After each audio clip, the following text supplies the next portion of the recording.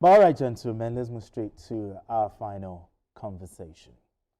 Now, the ongoing war in Iran has drawn mixed reactions worldwide, with critics questioning the motives behind U.S. involvement. However, U.S. officials maintain that President Donald Trump's actions are not focused on forcing regime change. In a recent interview, Vice President J.D. Vance stated that while the U.S. would ideally prefer a cooperative leader in Tehran, the administration's primary goal is to prevent Iran from obtaining a nuclear weapon, regardless of who leads the country. This situation has also caused a strain in the relations between the U.S. and the U.K., with President Donald Trump disappointed over Britain's refusal to aid the offensive strikes in Iran. President Trump said the relationship is obviously not what it was. Okay, BKO, if regime change in Iran was not the primary goal, what do you see as the main objective, driving these hostilities? Well, as I said yesterday on the program, the main goal is to weaken Iran. Okay. So that Iran doesn't constitute a threat to Israel. Trump is guided, Trump is motivated by a need to do Israel a favor. Okay. This is the way I see it. He's not the first American president that had been pushing that Iran should give up its nuclear ambitions. Other U.S. presidents before him had done the same thing, negotiated with them, trying to get them to give up their nuclear program. But Iran had always argued that, look, our nuclear program is for domestic use. We want to generate power through our nuclear assets, not for military ambitions. But when you start blocking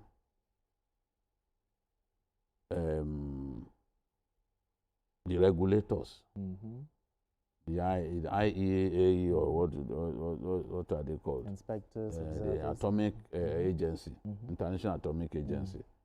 Then people will start thinking you have a hidden agenda. Okay. That, what you are saying, that your nuclear ambitions is not for electricity generation, it's not for domestic use.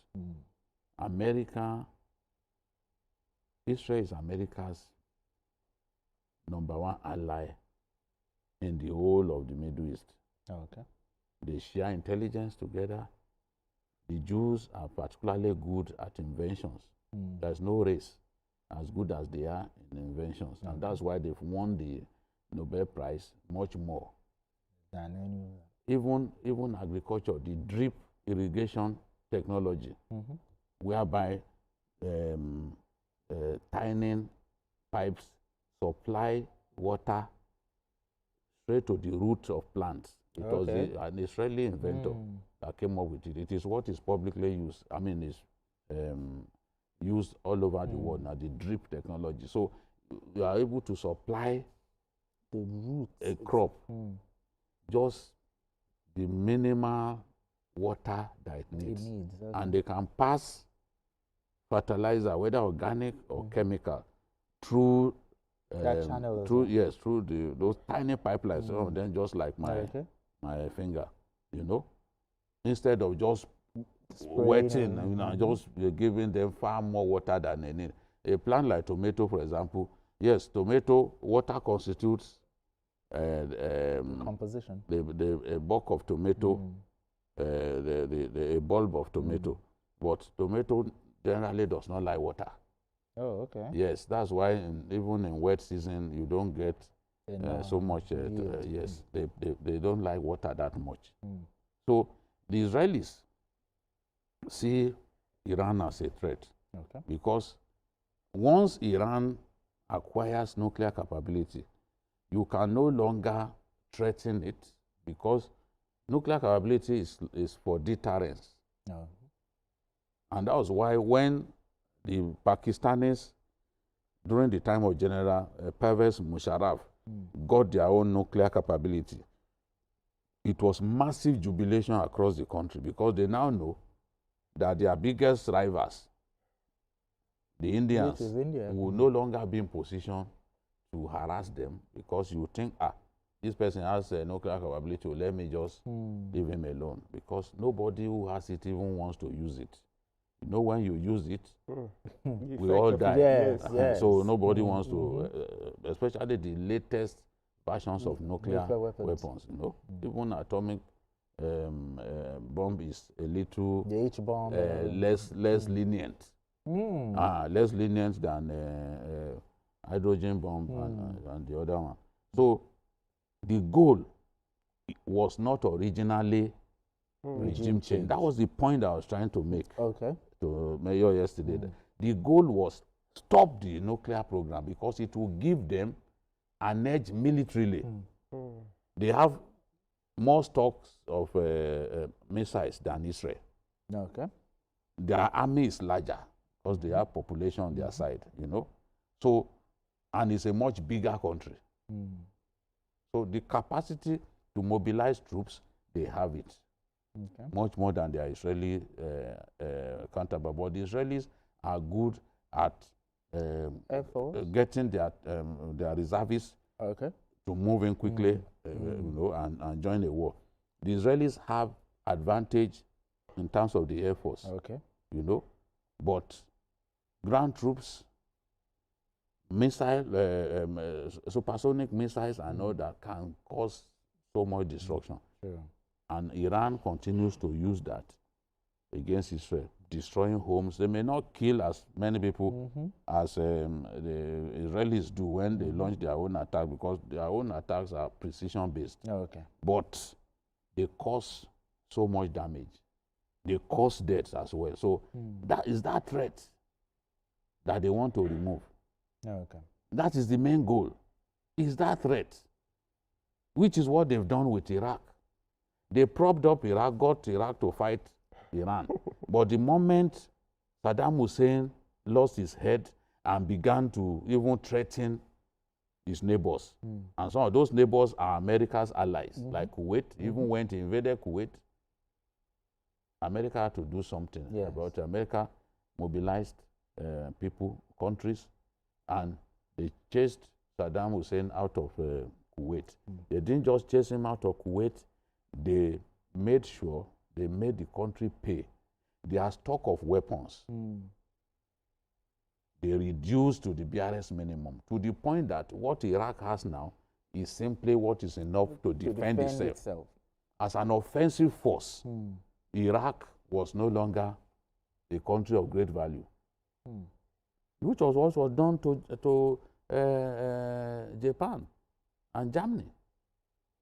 That, okay, you people, look at the damage you caused during the World War. Now, you can only acquire weapons for defensive purposes. What they are trying to do, you can see now, they are attacking those nuclear sites. They just attacked the Nathan nuclear site yesterday. That was the first time that they attacked the nuclear site. They want to grind the nuclear sites to dust. That was what Israel did in Osirak, a town in Iraq, in 1981. Saddam was building a nuclear reactor. Yitzhak Shamir was the prime minister of Israel. I used to think he was the greatest hardliner until this person came on this. Yes, this one is not, he doesn't even behave like a human being anymore. Israel pounded Osirak to dust. And what did Yitzhak Shamir say? When the whole world rose, that why should you go and attack a sovereign nation? He said, our gallant armed forces have avoided another Holocaust. And he had no regret. No regret at all. So Israel and America do not want any country in the Middle East to acquire nuclear capability. That is the #1 goal. It was just recently when people were rising against this Khamenei and the rest, as a result of the economic pressures in the country, that they now began to consider that, okay, if we take this man away, maybe the people will rise and a new regime change will come. But that is not the number one goal. Anybody who insists that that is the number one goal does not know so much of America's history, at least in relating with the Iranians. So that is not, in my view, the number one goal. The number one goal is to make stop the nuclear program by force. If they will not agree, since by negotiation they are not likely to agree. Stop it, and if you can't stop it, weaken their military to the point that they cannot be a threat to Israel anymore. When you are a threat to Israel, America and others will try and make peace. Egypt used to be the leader of the Middle East. They were always leading the wars against Israel. The wars that they've had, 1967, 1973, Egypt was always in the forefront. Egypt had Gamal Abdel Nasser, who was more like, he was trying to be like Saddam too. But in the end, they had to negotiate, which was what cost and was Sadat's life. Because some didn't forgive him that he negotiated with Israel. And when they negotiated with Israel, Israel surrendered East Sinai, which had oil. Yes, oil. Let's say, yes. So Israel, even on the side of Israel, people were weeping. But it wasn't their, it was what they seized from Egypt that they gave back in exchange for peace. So you won't hear that Egypt and Israel are fighting now. But some decades back, they used to fight. So if America cannot get Iran and Israel to be on good terms, they will want to use force just so that the threat is removed completely. Absolutely. Now, the other side of this conversation, the US and the UK, the hesitancy. Keir Starmer has come out to say that, oh, you won't use the base for offensive, but instead for defensive. But the hesitancy, you know, what does this signal? Now, President Trump has come out to say he's disappointed. I think what does the signal here? I think while it is true that Iran is a problem for America and even for NATO, to which even UK belongs, I think a whole lot of people are becoming a bit weary of Trump's rhetoric and methods. You know, if you see what Trump has been doing recently, the Venezuela issue, the Greenland, in fact, the Greenland issue, you know, the European countries said, no, we are not taking this, and all of that, and he backtracked. So some of these, you know, Trump is not Biden. Trump is not Obama. It's not Clinton. It's not Clinton. So a whole lot of them, America remains an ally of the UK. But the man Trump, you know, you mentioned Netanyahu. Trump and Netanyahu are kindred spirits. They behave the same way, they talk the same way, they talk up. They don't care. They have this devil-may-care attitude. You understand? So that discomfort that a man like Starmer had with, you know, they've had issues. It's not just this issue of Iran. They've had several issues. Trump has issue with Canada, has issue with Denmark, has issue with even France. There was a time he said something about, you know, he keeps having issues with American, US allies. And, you know, NATO even has one policy. He said, if its member is not directly attacked, it will not intervene. So because of the perceived high-handedness of Trump, that was why Starmer said, refused him to, you cannot use our base to attack. It's not like, it's not that Starmer is comfortable with Iran.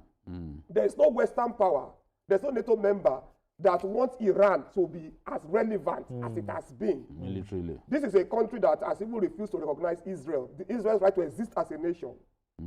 Yeah, for years. It doesn't even matter who is there. The other Ayatollah, I mean, the other supreme leader, the one that, this one had been there for 40, the one was there for 40 years. The one that was there before him had the same stance. And it does not look as if it's going to change. Almost 40 years. It does not look as if, I don't even think, I'm not sure diplomacy will work. I think the weakening of Iran militarily is probably the option they might take. But the personality of Trump itself is what gets his Western allies uncomfortable. Now, and it's unpredictable. Exactly. Yeah, the reason Starmer is saying, okay, you can use it for limited defensive work is because now Britain, UK itself is scared that to be involved. No. It's scared that Iran, you can't predict Iran. Iran is already attacking other countries, UK bases. Even civilian targets in places like Dubai and Qatar and all those places. Bahrain. So Bahrain, you cannot predict that country. So I think only Oman that they left. Yes, Khamenei may be dead, but the ideology is still the same. It's the same. So that is why Sama is saying, okay, now I agree you can use it for defense. But looking at it, because they also saw that they were attacking some of their allies. But gentlemen, since it is not about regime change. No, the regime change is part of the goal.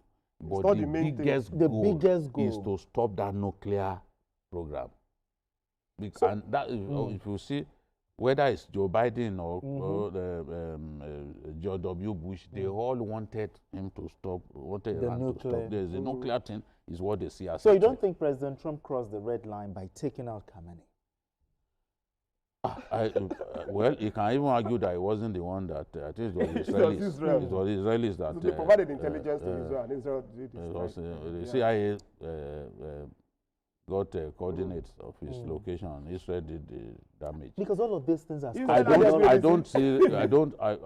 hate the fact that you are killing innocent people, civilians. These are not... Limit your strikes to military assets. Exactly. Military formations and all that. But what did Ahmadinejad do, for example? Yeah, He's no longer in power. The former president, no longer in power. You just went, took his life. And many people have died like that, including children, school children. School children, 50 girls. So, but what's his name? Netanyahu does not listen. It is futile trying to convince him over some of these matters. When Hamas killed those Israeli rebels, you saw the way he responded. At a point, even when they were hiding in tunnels, he took water from the Red Sea, pumped into tunnels. When some of them saw that water was reaching this level, they bailed. So I don't want to use foul language, but I can't, I don't know how to describe Netanyahu. All right, as we round up this conversation, President Trump said this thing will last 4 to 5 weeks. Do you think it will be more? Or? It's not the time that he sticks to what he says. Oh. So it may not. It's just intimidating them. And he's saying that, the time for negotiation is over. Oh, okay. So he's the one talking tough. When it's actually the Iranians that you have killed their supreme leader that should be talking tough. So they bombed Iranian vessels and all that. They want to wipe out the navy. They want to wipe out the military. Yes, that's what Netanyahu wants. It's their long-term goal. It's the goal. That's the thing. Exactly. So that those their neighbors, none of them will be a threat anymore. Exactly. That is what they want, and then Israel can continue to do what he likes. The threat to Israel from Lebanon is Hezbollah. Yes. Hezbollah has been backed by Iran over the years. Yes. Israel was doing what it liked in southern Lebanon until Hezbollah stood up to Israel. Oh, okay. Remember in the summer of 2006, there was a little war. They killed so many Israeli soldiers with weapons supplied by Iran, anti-tank weapons supplied by Iran. When you take out an armored tank, you kill a minimum of 3 persons. Okay. The commander, that is a main battle tank. You kill the commander, you kill the gunner, you kill the navigator, that is the person who is with the map and all that. So it's terrible, but we don't want seeing innocent people, civilians being killed. That's not what we want to see. If soldiers want to kill themselves, they are paid to fight. And die. But not innocent people. All right, gentlemen, it's a fine place for us to leave it. Paudada, thank you very much. Appreciate you. BQ, as always, thank you so much. And that's it on Journalist Hangout today. Join us tomorrow.